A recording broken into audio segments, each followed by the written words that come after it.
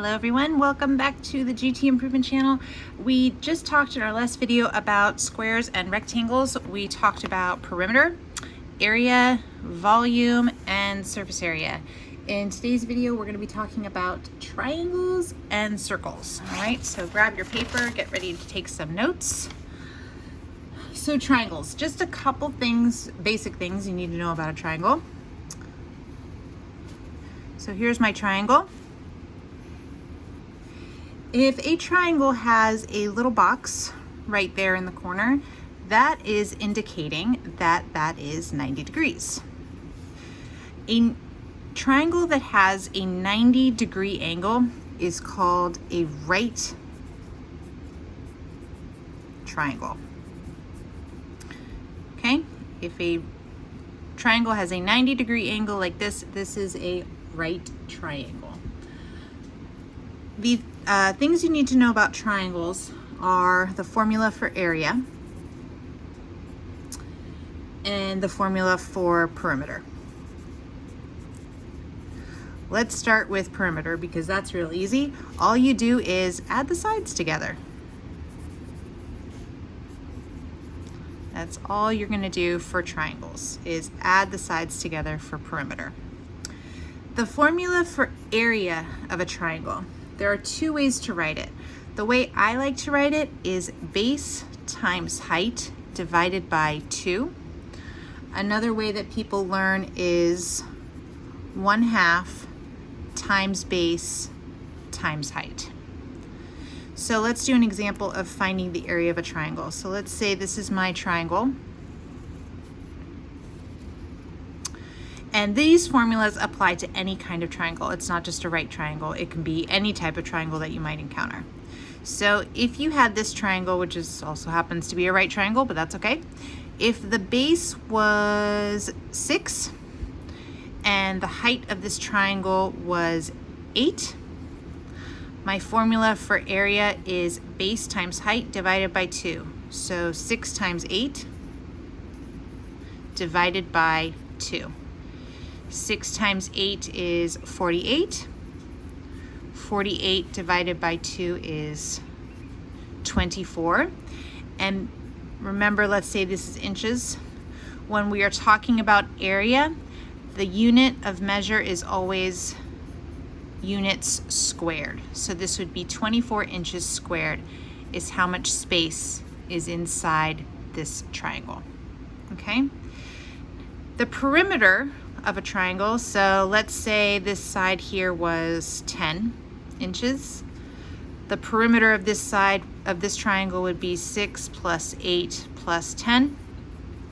6 plus 8 is 14. 14 plus 10 is 24. So the perimeter is 24 inches. Okay. The last thing you need to know about triangles is this formula right here, which I'm sure most of you have seen. A squared plus B squared equals C squared. This is called the Pythagorean Theorem. Pythagorean Theorem. I may have spelled that wrong. I'm not 100% sure. I don't think so. Not M. N. Ends with an N.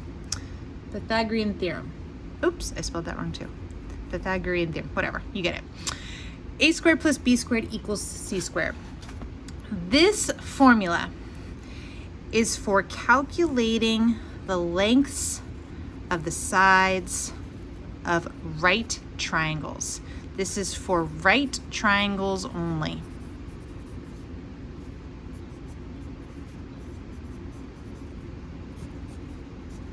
For right triangles only. So A squared plus B squared equals C squared.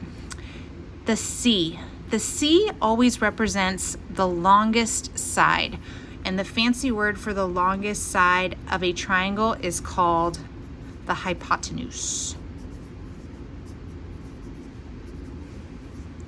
C is always the hypotenuse, which is the longest side. A and the B, it doesn't really matter where you put those. I'll put A here and B here. Again, it doesn't matter.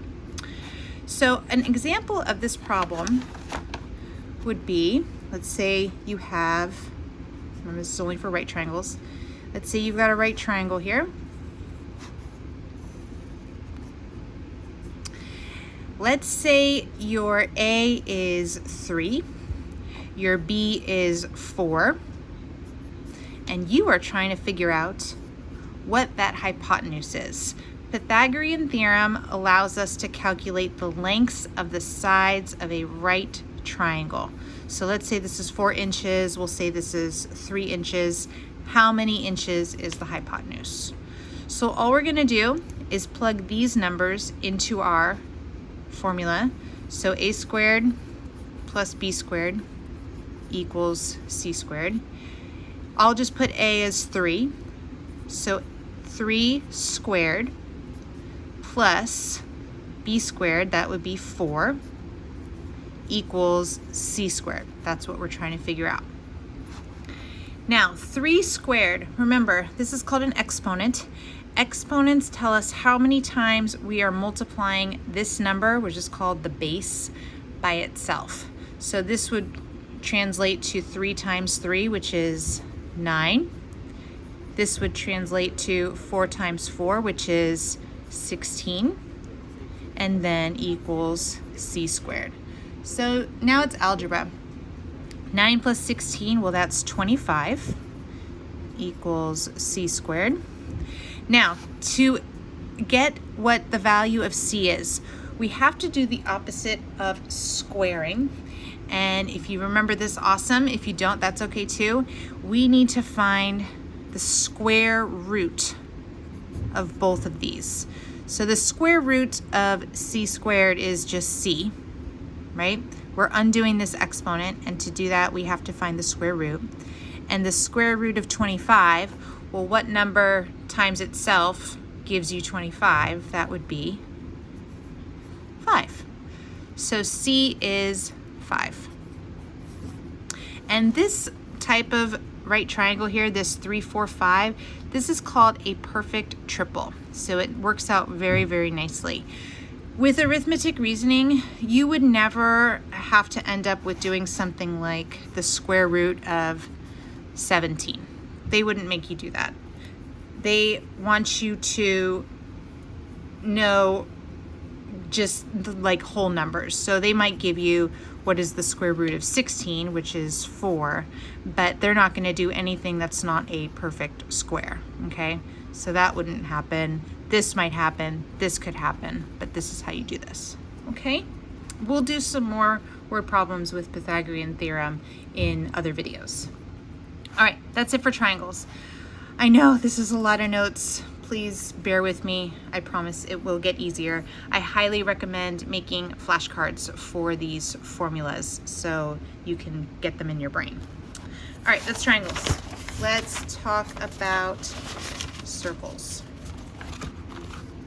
Let me use some different paper here.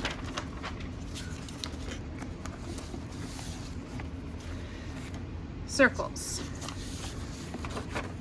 Here's what you need to know for circles.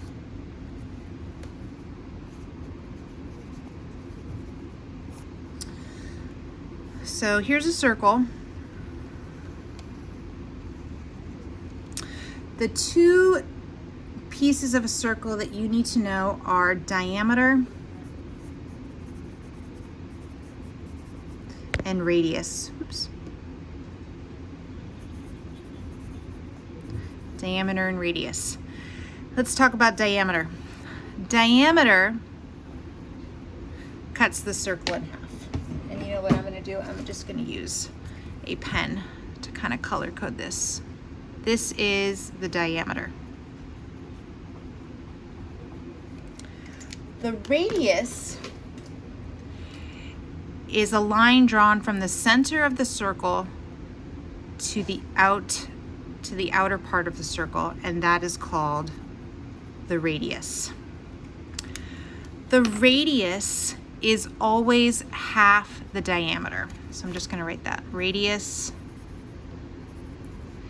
is half the diameter. And vice versa, the diameter is 2 times the radius. So if your diameter was 10, that means that your radius would be 5. If your diameter was 30, that means your radius would be 15, okay? Radius is always half the diameter. Okay, formulas that you need to know for circles. The first one is called circumference. Circumference. Circumference, well, all that means is it is perimeter for circles. But you can't just add up all the sides of a circle because a circle has no sides. It's just this continuous arc here. So all you're going to do for this formula, the formula that you need to know, you can write it 2 ways. It's either written as 2 pi r, r stands for radius, or diameter times pi. And we all know that pi is 3.14. Okay, so that's the formula for circumference. So let's do a practice here.